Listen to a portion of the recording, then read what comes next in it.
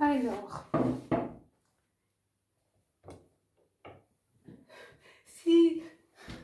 si on est attiré par le jeu du piano, c'est qu'on a assisté à un concert ou qu'on a vu des amis jouer, et puis bon, on a décidé de se lancer dans l'aventure, et puis on veut jouer la lettre pour Élise. Et on se rend compte qu'on joue comme une pomme de terre ou un chou-fleur. Et donc, je vais vous apprendre à modifier le son que vous faites. Il ne faut pas rester toujours dans l'axe du clavier. Je fais déjà une parenthèse. La main doit toujours être la plus immobile possible et surtout dans l'ouverture pressentie des extrémités où elle doit aller.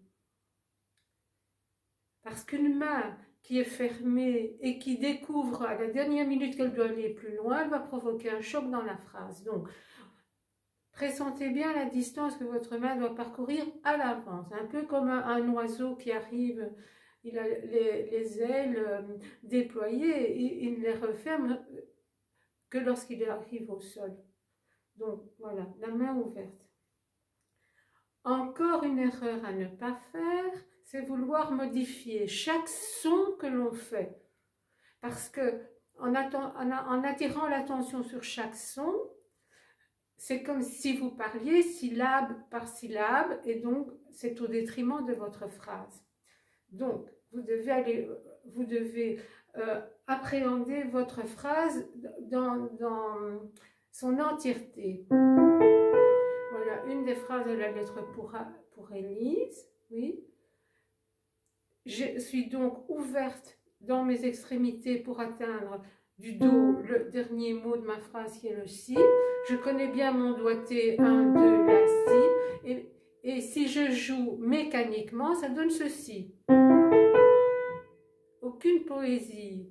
J'ai une bonne position de doigt pourtant, j'ai une bonne articulation, je suis près des touches, j'ai un beau legato, et ce n'est pas la phrase que je souhaite entendre.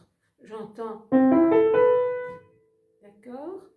Alors que si je mets un CD ou que je vais au concert, je l'entends ainsi. Voilà. Donc j'accentue bien mon mouvement. Vous savez obtenir ça même avec un piano numérique. Hein. J'ai déjà fait l'essai plusieurs fois. C'est comme le doigt sur la corde d'un violon. Il fait un vibrato en changeant soit son axe, soit il travaille avec la pulpe. Et ici, il suffit de changer l'axe du poignet. C'est-à-dire que là, je reste dans le sens de ma percussion, si vous voulez, de mon approche. Et ça n'a pas d'âme. Par contre, si je change l'axe de mon poignet, je fais travailler par la pulpe la corde sonore et j'y ajoute alors un climat, un timbre. Voilà.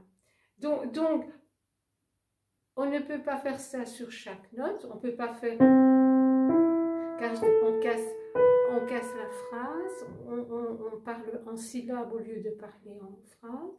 Mais le dernier mot, oui. Voilà. Dernier mot. J'exagère évidemment, hein, pour que vous voyez bien. Mais bon, il ne faut pas faire l'exagération non plus. Et alors, attention, une chose, tant qu'on est dans la lettre pour Élise, il y a beaucoup de partitions, mais alors c'est épouvantable, qui vous font commencer la lettre pour Élise avec le 5e doigt. Non, ce sont 2 doigts qu'on a difficile à apprivoiser au début qu'on fait du piano. Donc prenez des doigts sûrs et souples, le 3 et le 2. Alors, encore une parenthèse pour la lettre pour Élise. Dans le début, il n'y a que 2 fois la touche noire, ne m'en mettez pas 3, ni 4 pour le prix de 2. Hein. C'est vraiment que 2. Et après, d'accord? Donc, si je joue mécanique ça, cette petite phrase, sans changer l'axe de mon poignet, je vais avoir une affirmation. Et donc, si ça ne vous plaît pas, vous changez l'axe de votre poignet. Voilà. petit conseil. Et c'est valable pour tous les morceaux. Hein.